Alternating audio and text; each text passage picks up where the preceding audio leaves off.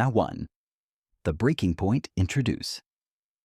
Marcus, a 35-year-old marketing manager whose high-pressure job and relentless expectations have begun to take a toll on his health. Chronic headaches, insomnia, and anxiety attacks. He's chasing promotions, deadlines, and people's approval, yet feeling hollow. Marcus stared at the ceiling at 3 a.m., his chest tight, his thoughts spinning. Another sleepless night. Another day where every email felt like a crisis. He hadn't smiled in weeks. His doctor had called it work-induced hypertension. His mother called it burnout. But Marcus knew what it was. Stress. A silent poison that was slowly unraveling him. And yet, he couldn't stop. He had to be perfect. He had to win.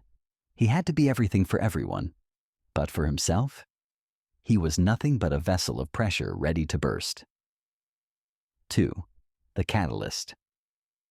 Marcus visits an old friend, Eli, a calm and quiet philosophy professor who lives in the countryside.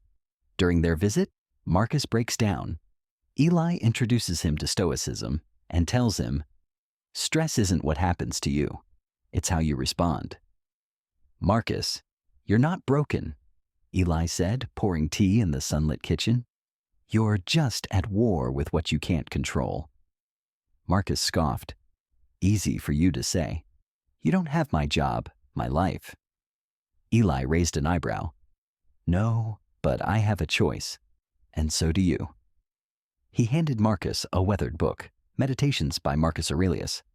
"Stress isn't real," Eli continued. "It's a story your mind tells. Stoics learned to rewrite that story. So can you." Marcus looked at the book, then at Eli's peaceful face. Something shifted. 3. The inner war, back in the city. Marcus tries applying Stoic principles. He fails at first. He still panics at meetings and overthinks everything. But he starts journaling, questioning his reactions. Is this within my control? Marcus stood frozen in front of his boss, who had just rejected his proposal. The old rush of shame flooded in. But this time he paused. Is this within my control? He whispered in his mind. Number 4. The experiment. Back in the city, Marcus starts applying Stoic principles. He keeps a small journal, practices morning reflection and evening review.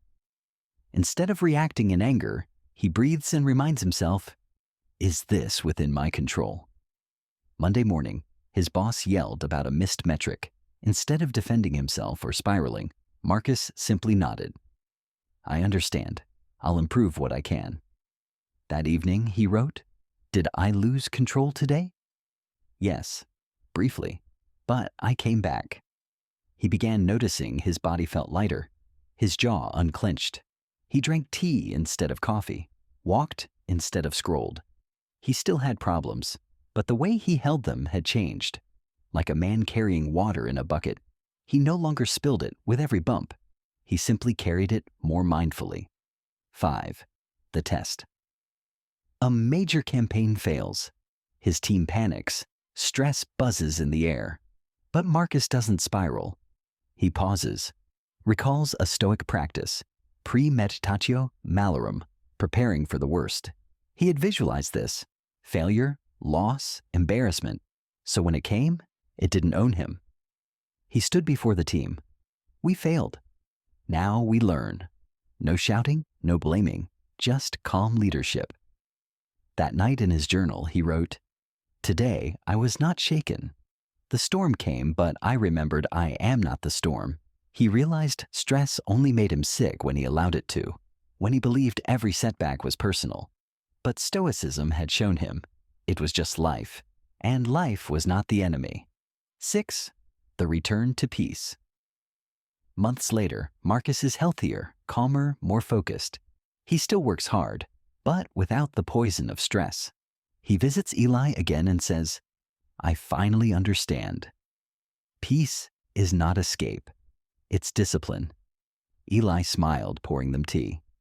You've stopped chasing fires outside and started tending to the fire inside, he said. Marcus sipped, nodding. I thought stress was part of success. Now I know. It was part of my ego. He no longer needed applause or perfection, just progress, presence, and peace. He was no longer sick, not because the world had changed, but because his mind had. In his pocket, he still carried a Stoic coin Eli had given him. On one side, memento mori. On the other, amor fati. Stress made me sick, Marcus said quietly, but wisdom made me well.